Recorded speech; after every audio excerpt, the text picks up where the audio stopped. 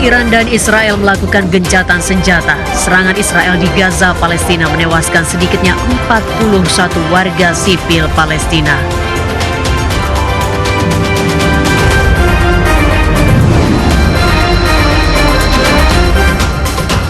Informasi awal dari intelijen Amerika Serikat menunjukkan serangan terhadap Iran tidak menghancurkan situs nuklir Iran.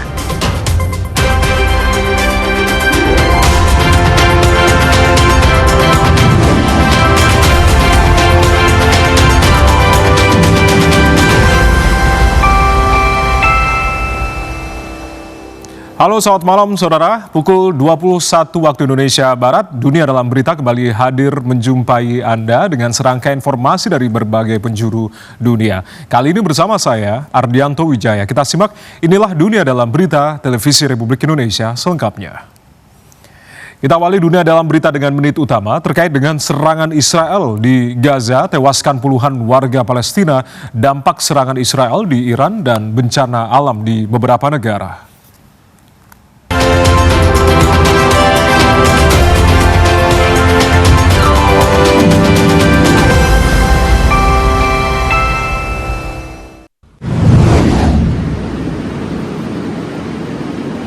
Warga Palestina di kota Gaza memakamkan puluhan jenazah warga Palestina korban serangan Israel, termasuk yang ditembak oleh tentara Israel saat mencari bantuan. Salah seorang keluarga korban, Muhammad Al-Masri, menyebut bantuan Amerika Serikat di Gaza adalah bantuan kematian karena warga Palestina yang pergi ke titik distribusi bantuan untuk mati ditembak pasukan Israel. Warga Palestina lainnya, Abu Muhammad, mengatakan titik-titik bantuan yang disediakan oleh Israel dan Amerika Serikat adalah titik-titik kematian. Kementerian Kesehatan di Gaza mengungkapkan saat gencatan senjata antara Israel dan Iran berlaku, pasukan Israel membunuh sedikitnya 41 warga Palestina di Gaza. Sementara itu, serangan Israel menghantam stasiun bahan bakar yang menjadi tempat berlindung para pengungsi Palestina. Warga Palestina, Ramzi Khalid, mengatakan serangan udara Israel dilancarkan tanpa peringatan sebelumnya. Sekitar 12 orang tengah berada di dalam gedung ketika dihantam serangan Israel. Beberapa jenazah ditemukan dalam kondisi hancur.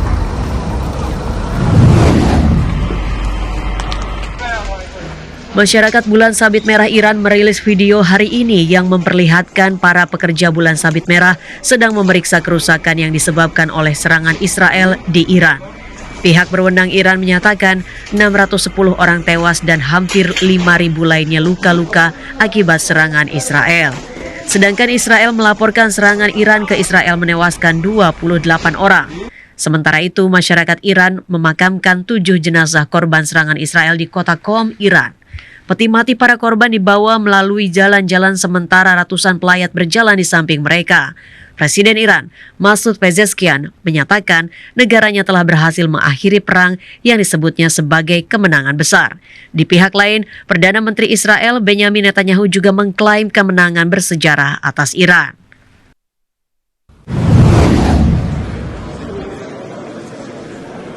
Para pemimpin Organisasi Pertahanan Atlantik Utara NATO bersiap menandatangani peningkatan besar anggaran pertahanan hari ini dalam pertemuan puncak singkat yang dibuat khusus untuk Presiden Amerika Serikat Donald Trump. Trump menyampaikan nada meyakinkan tentang komitmennya untuk melindungi sesama anggota aliansi militer itu.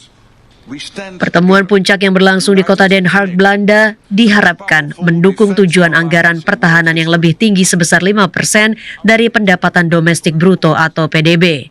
Peningkatan anggaran pertahanan NATO itu sebagai respon terhadap tuntutan Trump dan kekhawatiran Eropa bahwa Rusia menimbulkan ancaman semakin besar terhadap keamanan mereka setelah operasi militer khusus Rusia ke Ukraina tahun 2022. Sementara itu, para pengunjuk rasa menyerukan para pemimpin NATO untuk berfokus pada Gaza selama pertemuan puncak di Den Haag, Belanda. Para aktivis mengganti nama Zuiderstrand di Scheveningen, Den Haag, Belanda menjadi Pantai Gaza. Mantan diplomat Belanda dan salah satu penyelenggara protes, Angelique Aib, mengatakan ia yakin negara-negara NATO pada dasarnya terlibat, bahkan mendukung genosida. Dalam aksi yang disebut Die-In, sekitar 150 aktivis berbaring di tanah. Penyelenggara mengklaim negara-negara NATO terlibat dalam hilangnya nyawa di Gaza, Palestina.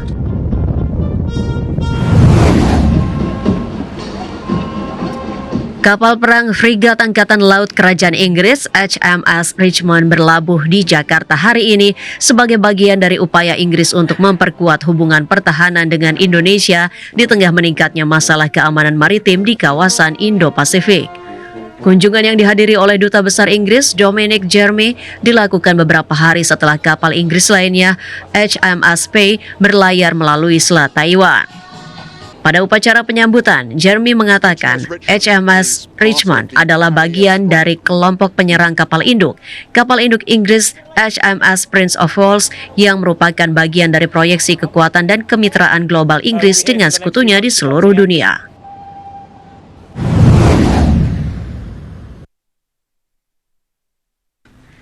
Longsor di kota Belo, Kolombia menewaskan sedikitnya 10 orang, 15 luka-luka dan 15 lainnya masih hilang. Pihak berwenang terus mengevakuasi keluarga-keluarga dari berbagai daerah karena khawatir akan adanya pergerakan massa lebih lanjut. Otoritas Kolombia mengerahkan tim SAR yang dibantu penduduk setempat untuk mencari para korban. Sementara itu banjir parah di Provinsi Guizhou, Cina memaksa lebih dari 80.000 orang mengungsi. Hujan deras yang terus mengguyur dan melonjaknya aliran air di hulu telah memicu banjir dahsyat di dua daerah di Provinsi Guizhou, Cina Barat Daya. 51.000 penduduk dievakuasi di Rongjiang, sementara 32.000 direlokasi di Chongjiang. Tanggap darurat pengendalian banjir telah ditingkatkan ke level 1, level tertinggi di kedua wilayah tersebut. Ketinggian air di sungai Duriu telah melampaui level peringatan hingga 6,68 meter.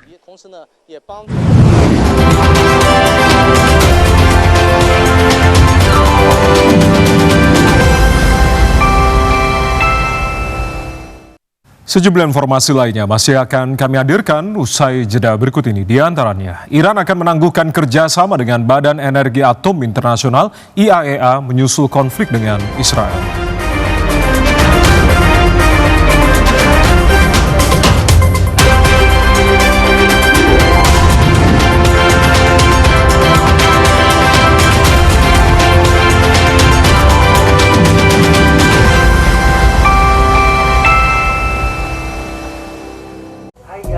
Nah, udah yuk nontonnya. Jalan-jalan ke salah satu surga dunia, yaitu Pulau Payung. Yuk ikuti perjalanan gue Dari dulu ya.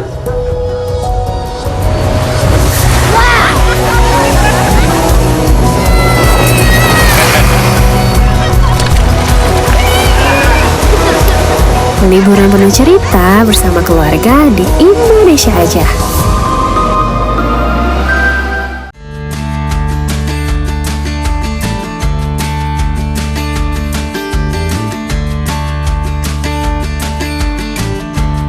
Sebenarnya dari dasar kita selalu mendukung ketahanan pangan, Mas. Jadi kebetulan memang di Jogja ini kita salah satu bidang usaha yang sering didatangi dinas karena kita dianggap mendukung ketahanan pangan. Seperti itu. Walaupun prinsipnya masih di Jogja saja. Kita menggunakan lahan kas desa. Nah, lahan kas desa ini di Jogja itu bisa diperuntukkan untuk program-program atau usaha-usaha yang mendukung ketahanan pangan.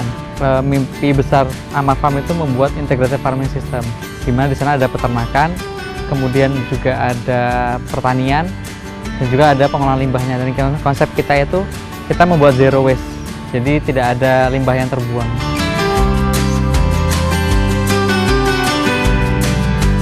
Indonesia memiliki banyak sekali potensi besar di dunia pertanian ya, karena secara daerah tempat kita termasuk tempat yang subur, banyak kawasan-kawasan hijau di mana kita tidak bergantung pada musim.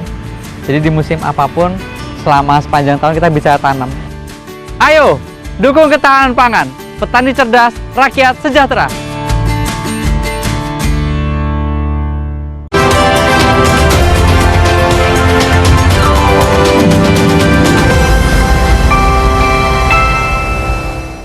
Ardianto Wijaya masih menemani Anda di dunia dalam berita televisi Republik Indonesia. Kita beralih ke informasi selanjutnya. Presiden Amerika Serikat Donald Trump menegur keras Israel atas serangan ke Iran pasca gencatan senjata. Sementara itu, Garda Revolusi Iran memperingatkan Amerika Serikat dan Zionis Israel bahwa Iran akan melakukan respon lebih kuat dan target lebih luas atas serangan mereka ke Iran. Presiden Donald Trump menegur Israel dengan keras atas aksi militer Israel setelah kesepakatan gencatan senjata dan menuduh Israel dan Iran melanggar perjanjian tersebut hanya beberapa jam setelah ia mengumumkannya. Kepada wartawan di Washington DC, Amerika Serikat, Trump mengatakan Israel melancarkan serangannya segera setelah kesepakatan dicapai. Menteri Pertahanan Israel, Israel Katz, mengatakan ia telah memerintahkan militer untuk melancarkan serangan baru terhadap target-target di Teheran sebagai tanggapan atas rudal yang ditembakkan Iran. Iran membantah telah meluncurkan rudal apapun dan menyatakan serangan Israel telah berlanjut selama 1,5 jam setelah gencatan senjata seharusnya dimulai. Di Teheran, Iran, juru bicara Garda Revolusi Iran Letnan Kolonel Ebrahim Zolfagari menyatakan Israel melanggar gencatan senjata dan mengancam akan memulai kembali perang jika serangan berlanjut. Ia memperingatkan Amerika Serikat dan Zionis Israel, Iran akan melakukan respons lebih kuat dan target lebih luas atas serangan ke Iran. Serangan Iran ke berbagai wilayah yang diduduki Israel dan pangkalan Amerika Serikat di Al-Udeid, Qatar, seharusnya menjadi pelajaran. Konflik mematikan selama 12 hari antara Iran dan Israel menewaskan 610 orang di Iran dan 28 orang di Israel. Pejabat Kementerian Kesehatan Iran Hossein Kermanpour mengatakan serangan Israel di Iran sejak 13 Juni telah mengakibatkan 610 kematian dan 4.746 orang luka-luka. Sementara itu, Radio Angkatan Darat Israel melaporkan bahwa Iran meluncurkan 500 hingga 550 rudal balistik dan lebih dari 1.000 pesawat tanpa awak selama konflik tersebut, menewaskan 28 warga Israel dan menyebabkan kerusakan luas. Pemboman tersebut merusak puluhan lokasi infrastruktur, membuat ratusan rumah tidak dapat dihuni, dan memaksa banyak warga Israel mengungsi. Presiden Iran Masoud Pezeshkian menyatakan bahwa konflik yang dipicu oleh Israel telah berakhir sekarang dan meminta badan-badan pemerintah untuk segera mengalihkan upaya ke arah rekonstruksi. Sementara itu, informasi awal dari intelijen Amerika Serikat menunjukkan serangan terhadap Iran tidak menghancurkan situs nuklir Iran. Laporan juga menyebutkan persediaan uranium yang diperkaya Iran belum dihancurkan.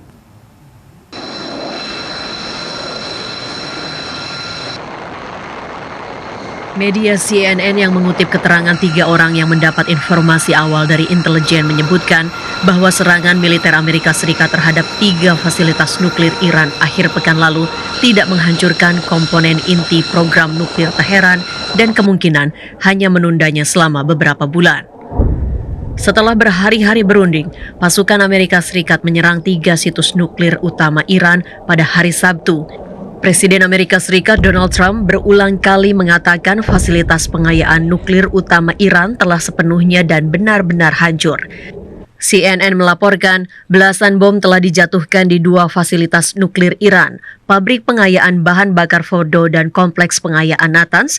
Serangan militer Amerika itu tidak sepenuhnya menghilangkan sentrifus dan uranium yang sangat diperkaya di situs tersebut. Mengutip 2 orang yang mengetahui penilaian tersebut, CNN melaporkan bahwa persediaan uranium yang diperkaya Iran belum dihancurkan.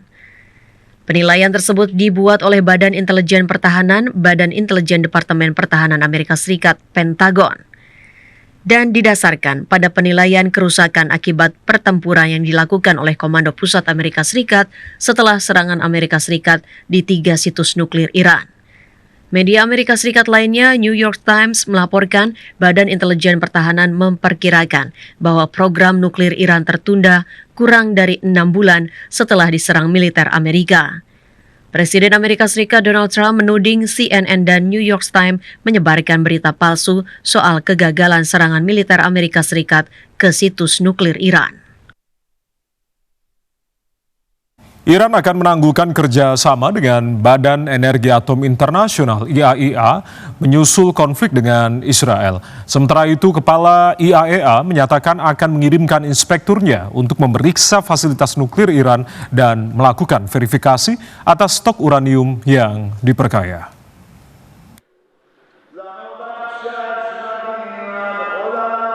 Juru bicara Parlemen Iran Mohammad Bakir Kalibaf menyatakan Parlemen Iran telah menyetujui rancangan undang-undang untuk menangguhkan kerjasama dengan pengawas nuklir PBB Badan Energi Atom Internasional (IAEA) dan akan melanjutkan program nuklirnya dengan lebih cepat.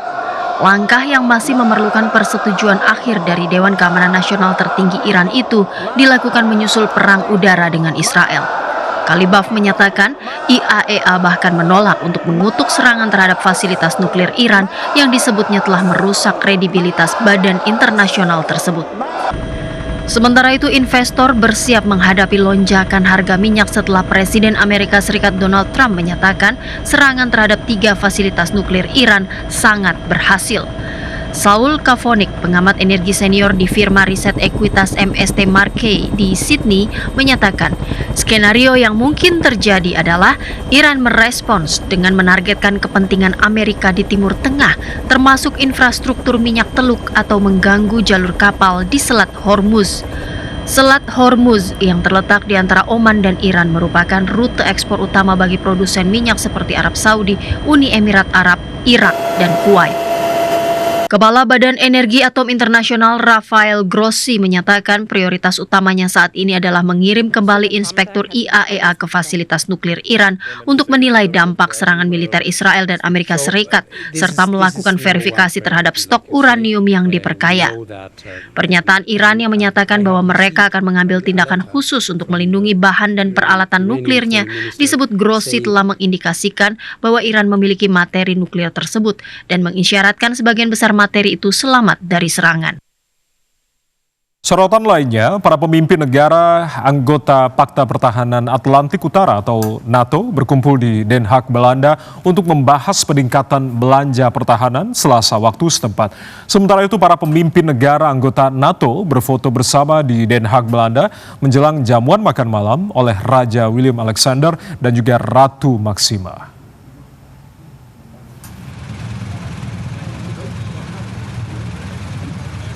Para pemimpin negara anggota Pakta Pertahanan Atlantik Utara NATO tiba di Den Haag, Belanda untuk menghadiri konferensi tingkat tinggi NATO Selasa waktu setempat. Pertemuan difokuskan pada komitmen bersama untuk meningkatkan anggaran pertahanan sebagai respons terhadap eskalasi ancaman dari Rusia dan meningkatnya kebutuhan pertahanan kolektif kawasan. Para pemimpin negara anggota NATO berfoto bersama di Den Haag, Belanda menjelang jamuan makan malam yang diselenggarakan pemimpin tertinggi Belanda, Raja Willem Alexander dan Ratu Maxima. Presiden Amerika Serikat Donald Trump turut hadir di tengah sorotan atas pernyataannya yang meragukan komitmen Amerika Serikat untuk membela negara-negara mitra NATO, dengan menyatakan bahwa terdapat banyak definisi atas landasan utama Pakta Pertahanan Kolektif Aliansi tersebut. Sementara itu, Sekretaris Jenderal NATO Mark Rutte menyatakan keyakinannya bahwa para anggota NATO akan menyepakati target belanja pertahanan baru sebesar 5% dari produk domestik bruto negara anggota. Rutte menegaskan bahwa tekanan dari Presiden Amerika Serikat Donald Trump berperan besar dalam mendorong negara-negara anggota untuk meningkatkan anggaran militer mereka. Pengamanan sangat ketat diterapkan di Den Haag, Belanda saat para pemimpin negara anggota NATO tiba untuk menghadiri KTT. Sekitar 6.000 delegasi dari 32 negara hadir dalam pertemuan tertutup di World Forum Den Haag. Pemerintah Belanda mengerahkan lebih dari 10.000 personel militer dan kepolisian dalam operasi keamanan terbesar mereka dengan biaya mencapai 183 juta euro atau sekitar 3,12 triliun rupiah. Polisi Kenya menembakkan gas air mata saat membubarkan aksi peringatan 1 tahun unjuk rasa anti pemerintah di Nairobi, Kenya hari ini yang kembali memanas usai kematian seorang blogger dalam tahanan. Sementara itu, polisi menutup akses ke pusat kota dan memperketat pengamanan.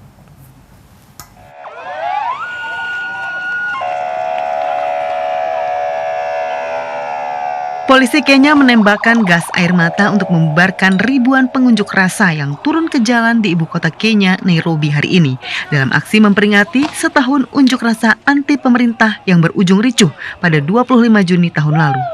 Massa terlihat membawa bendera nasional dan meneriakkan slogan menuntut keadilan atas kekerasan yang dilakukan aparat selama unjuk rasa sebelumnya.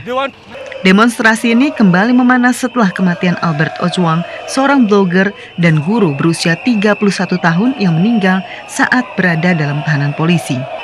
6 orang, termasuk 3 anggota kepolisian, telah didakwa atas kasus pembunuhan Ojwang. Mereka seluruhnya mengaku tidak bersalah di pengadilan. Polisi dengan perlengkapan anti huru-hara menutup akses jalan menuju ibu kota Kenya, Nairobi, termasuk dengan menempatkan ranjau paku di sejumlah ruas. Para demonstran yang didominasi anak muda menyebut aksi ini sebagai awal revolusi, menuntut keadilan atas kematian blogger Albert Ojwang di tahanan polisi.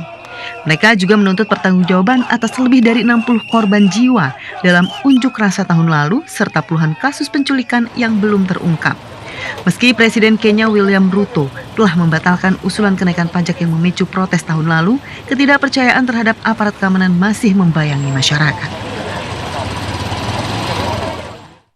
Sejumlah informasi lain termasuk informasi olahraga akan kami hadirkan, di antaranya Chelsea menang telak 3-0 atas wakil Tunisia Esperance di laga terakhir grup D Piala Dunia Antar Klub.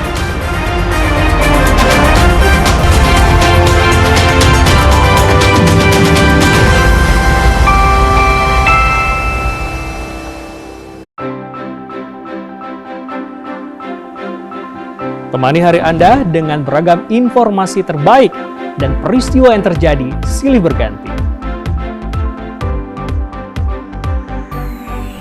Hadirkan fakta terkini secara lengkap lewat laporan utama dan laporan langsung di setiap perkembangan secara akurat dan berimbang.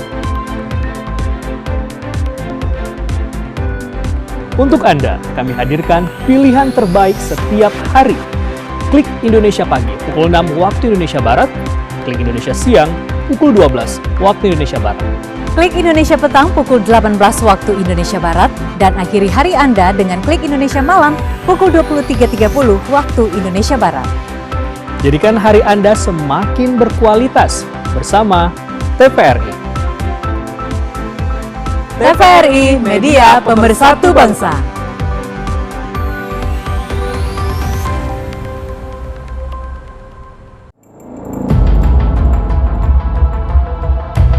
Setiap 60 detik, ada perempuan dan anak yang mengalami kekerasan. Jika dibiarkan, akan merusak masa depan mereka. Laporkan jika terjadi di sekitar Anda. Negara menjamin melalui Undang-Undang Penghapusan Kekerasan dalam Rumah Tangga dan Undang-Undang Perlindungan Anak. Akhiri kekerasan terhadap perempuan dan anak.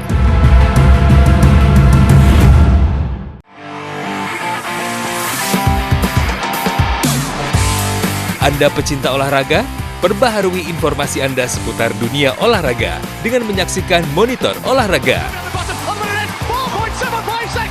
Saksikan Monitor Olahraga setiap hari pukul 00 waktu Indonesia Barat di TVRI Nasional dan TVRI Sport.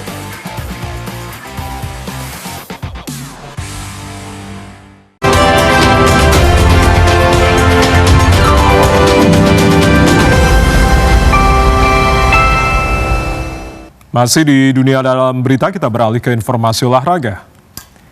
Chelsea menang telak 3-0 atas wakil Tunisia Esperance di laga terakhir grup D Piala Dunia Antar Klub. Lawan mereka di babak 16 besar adalah Benfica yang di laga terakhir mengalahkan raksasa Eropa Bayern Munich dengan skor tipis 1-0.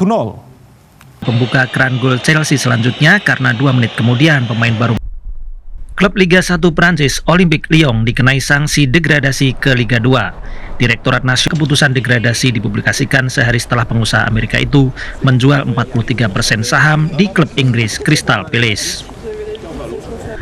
Musim ini Olympique Lyon mendapatkan dana segar sebesar 737 miliar rupiah hasil penjualan Ryan Cherki ke Manchester City. Olympique Lyon juga masih memiliki pemain-pemain bintang yang diincar klub-klub Eropa lainnya, termasuk Alexander Lacazette, Georges Mikautadze, dan Corentin Tolisso. Striker Brasil Neymar menandatangani perpanjangan kontrak 6 bulan dengan klub masa kecilnya Santos. Dengan kesepakatan tersebut, Neymar akan tetap bersama Santos hingga akhir tahun dengan kemungkinan memperbarui kontraknya setelah musim berakhir. Pemain 33 tahun itu mengatakan keputusan diambil sesuai kata hatinya. Santos bukan hanya tim sepak bola, tapi juga rumah dan perjalanan hidupnya.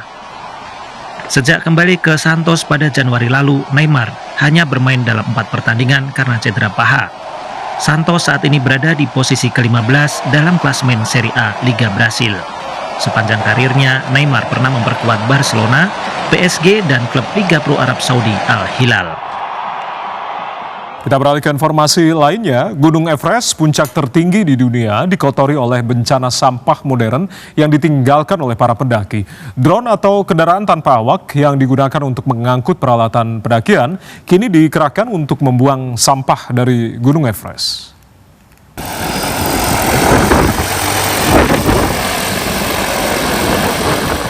Perusahaan teknologi drone Nepal, Airlift Technology, menggunakan kendaraan udara tak berawak atau drone di Gunung Everest untuk mengangkut peralatan pendakian penting ke celah-celah yang berbahaya. Drone yang sama kemudian digunakan untuk mengangkut sampah dari Everest. Uji coba pembuangan sampah dari Everest yang sering disebut sebagai tempat pembuangan sampah tertinggi di dunia dilakukan pada 2024. Sejak itu, Airlift Technology memperkirakan telah membuang lebih dari 1 ton sampah antara Maret hingga Mei 2025. Bekerja sama dengan produsen drone Cina DJI, mereka menggunakan DJI Flycar 30 yang dapat mengangkut beban hingga 15 kg. Drone tersebut mampu mengangkut perlengkapan penting seperti tabung oksigen, tangga, dan tali dari base camp di ketinggian 5.364 meter ke camp 1 di ketinggian 6.065 meter hanya dalam waktu 3 menit. Pemandu Sherpa memerlukan waktu 6 hingga 7 jam untuk melakukannya, melintasi jalur Khumbu Icefall yang berbahaya. Dalam perjalanan pulang, drone dimanfaatkan untuk membawa sampah termasuk kemasan makanan, tabung oksigen, dan bahkan kotoran manusia yang ditinggalkan pendaki. Pendaki Gunung Nepal, Nima Rinji Sherpa yang diakui oleh rekor dunia Guinness sebagai pendaki termuda yang menaklukkan 14 puncak tertinggi dunia, menyatakan penggunaan drone ini sangat inovatif. Alat tersebut dapat menyelamatkan nyawa pendaki dan sekaligus membantu membuang sampah di Everest. Sepanjang tahun 2024, lebih dari 7.000 orang telah mendaki Gunung Everest yang memiliki ketinggian 8.850 meter. Airlift Technology berharap drone dapat dikembangkan untuk mengangkut sejumlah besar sampah yang masih tersisa di camp-camp Everest yang diperkirakan mencapai 50 ton.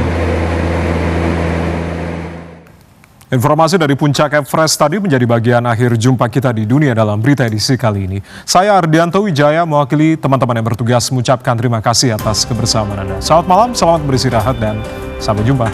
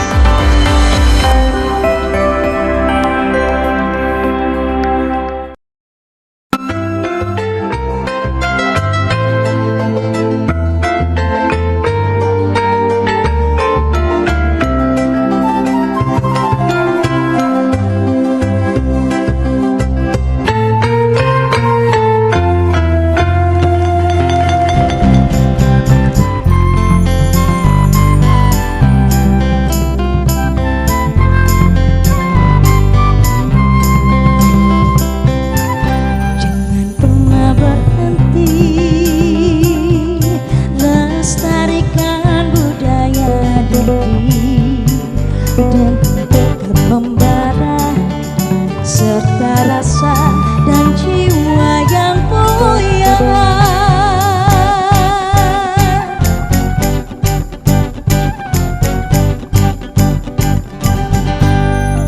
Lestarikan keroncong, dendangkan, dengarkanlah ke seluruh persada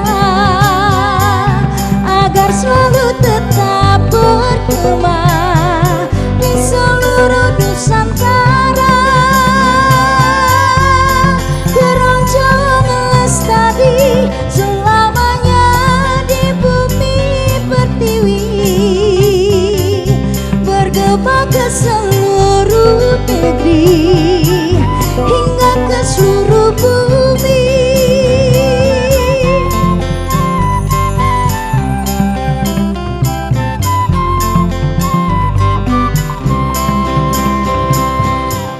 Jangan pernah berhenti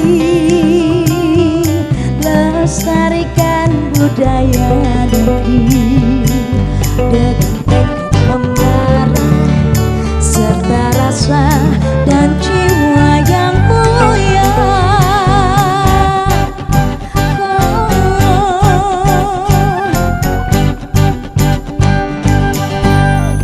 Lestarikan keroncong,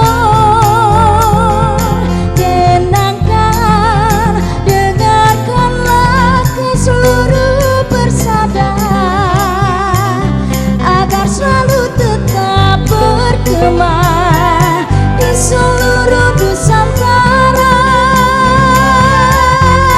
Keroncong lestari selamanya di bumi pertiwi, bergema ke seluruh negeri hingga ke seluruh bumi.